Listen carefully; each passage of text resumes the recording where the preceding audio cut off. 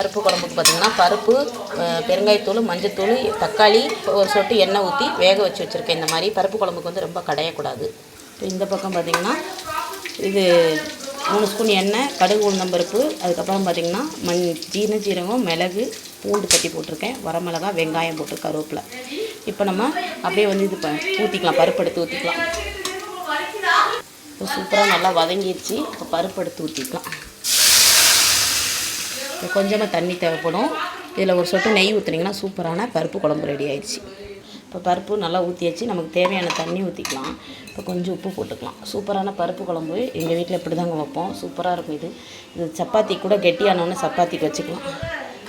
இப்போ பருப்பில் கொஞ்சம் தண்ணி இருந்துச்சு பார்த்துக்கோங்க. நான் அதை அப்படியே எடுத்து ஊற்றிக்கலாம்.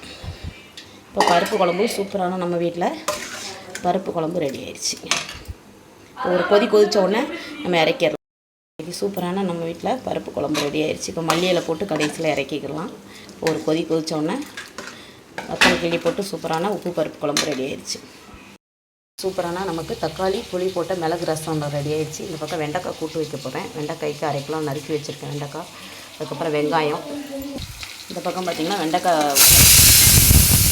வெண்டைக்காய் வதக்கலுக்கு வெண்டைக்காய் வதங்கிட்டு இருக்குது. உப்பு போட வேண்டாம். ஒரு 1/2 வேக்காடு வதங்கினதுக்கப்புறம் உப்பு போட்டுக்கலாம். வெண்டைக்காய் வதங்கிட்டு இருக்குது. இந்த மாதிரி தான் வரும் பார்த்துக்கோங்க. அதுக்கப்புறம் நம்ம உப்பு போட்டுக்கலாம். இப்போ சாம்பார் பொடி நல்லா வெண்டைக்காய் வதங்கிடுச்சு. சாம்பார் பொடியும் குழம்பு தூள் பொடியும் போட்டிருக்கேன். நல்லா வதங்கிட்டுருக்கு. இந்த பக்கம் பருப்புக்கு ரெடி ஆகிட்டுருக்கு. இப்போ இந்த பக்கம் பாருங்கள், வெண்டைக்காய்க்கு நான் புளி கரைச்சி ஊற்றிருக்கேன். சூப்பரான வெண்டைக்காய் மசாலா ரெடி ஆகிடுச்சு. சூப்பராக இருக்கும். இன்னும் கொஞ்சம் வற்றினோன்னு அப்படியே இறக்கிக்கிறலாம். இது சாப்பாட்டில் போட்டு பெசஞ்சு சாப்பிட்லாம். சூப்பராக இருக்கும். இப்போ இந்த பக்கம் உருளைக்கிழங்கு பொரியலுக்கு நான் வந்து உருளைக்கிழங்கு அவிச்சு உரிச்சு வச்சுருக்கேன். இந்த பக்கம் சூப்பரான நம்ம வீட்டில் பருப்பு குழம்பு ரெடி ஆகிடுச்சு பாருங்கள். சூப்பரான பருப்பு குழம்பு. அதுக்கப்புறம் இந்த பக்கம் வெண்டைக்காய் பச்சடி, ரசம் வச்சாச்சு. இப்போ சாப்பாடு ரெடி ஆகிட்டுருக்கு. இன்னும் உருளைக்கிழங்கு பொரியல் வதக்கணும். அவ்வளோதாங்க, நம்ம வீட்டில் ரெடி ஆகிடுச்சு. இப்போ நம்ம உருளைக்கிழங்கு பொரியலுக்கு நான் வந்து 3 ஸ்பூன் எண்ணெய் ஊற்றி கடுகு, உளுந்தம்பருப்பு, வெங்காயம் எல்லாம் போட்டு கருவேப்பிலெல்லாம் போட்டு வதக்கியாச்சு. இந்த பக்கம் உருளைக்கிழங்கு அவிச்சு பருப்பில் போட்டு அவிச்சிட்டு உரிச்சு வச்சுருக்கேன். இப்போ தாளி போட்டுக்கலாம்.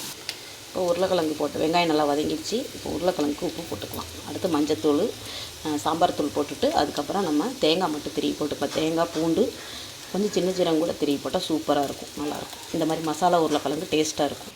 இப்போ உருளைக்கிழங்கு மசாலாவுக்கு சீரகம், பூண்டு, கருவேப்பிலை, இப்போ நான் ஒரு கைப்பிடி தேங்காய் போட்டிருக்கேன். இதை துருவல் பண்ணிக்கலாம். இப்போ உருளைக்கிழங்குக்கு மசாலா போட்டாச்சு. இப்போ நம்ம வீட்டில் அரைச்ச குழம்பு தூள், சாம்பார் தூள் பார்த்துக்கோங்க. இது எல்லா குழம்பு பொரியல் எல்லாத்தையுமே போடலாம். சூப்பராக இருக்குங்க.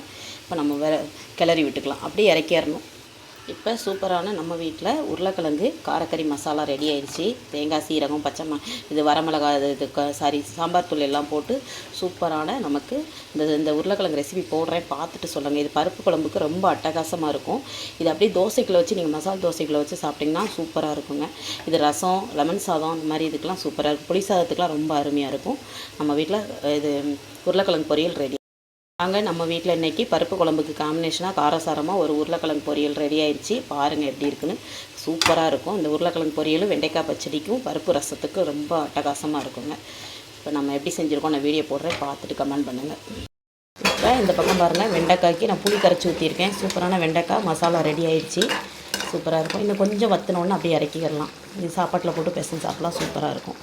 இப்போ இந்த பக்கம் உருளைக்கிழங்கு பொரியலுக்கு நான் வந்து உருளைக்கிழங்கு அவிச்சு உரிச்சு வச்சுருக்கேன். இந்த பக்கம் சூப்பரான நம்ம வீட்டில் பருப்பு குழம்பு ரெடி ஆகிடுச்சு பாருங்கள். சூப்பரான பருப்பு குழம்பு. அதுக்கப்புறம் இந்த பக்கம் வெண்டைக்காய் பச்சடி, ரசம் வச்சாச்சு. இப்போ சாப்பாடு ரெடி ஆகிட்டுருக்கு. இன்னும் உருளைக்கிழங்கு பொரியல் வதக்கணும். அவ்வளோதாங்க, நம்ம வீட்டில் ரெடி ஆயிடுச்சு. சூப்பரான நமக்கு தக்காளி புளி போட்ட மிளகு ரசம் ரெடி ஆயிடுச்சு. இந்த பக்கம் வெண்டைக்காய் கூட்டு வைக்க போகிறேன். வெண்டைக்காய்க்கு 1/2 கிலோ நறுக்கி வச்சுருக்கேன் வெண்டைக்காய். அதுக்கப்புறம் வெங்காயம். இந்த பக்கம் பார்த்திங்கன்னா வெண்டைக்காய் வதக்கலுக்கு வெண்டைக்காய் வதங்கிட்டு இருக்குது. உப்பு போட வேண்டாம். ஒரு 1/2 வேக்காடு வதங்கினதுக்கப்புறம் உப்பு போட்டுக்கலாம். வெண்டைக்காய் வதங்கிட்டு இருக்குது. இந்த மாதிரி தான் வரும் பார்த்துக்கோங்க. அதுக்கப்புறம் நம்ம உப்பு போட்டுக்கலாம். இப்போ சாம்பார் பொடி நல்லா வெண்டைக்காய் வதங்கிடுச்சு. சாம்பார் பொடியும் குழம்பு தூள் பொடியும் போட்டிருக்கேன். நல்லா வதங்கிட்டுருக்கு. இந்த பக்கம் பருப்புக்கு ரெடி ஆகிட்டுருக்கு.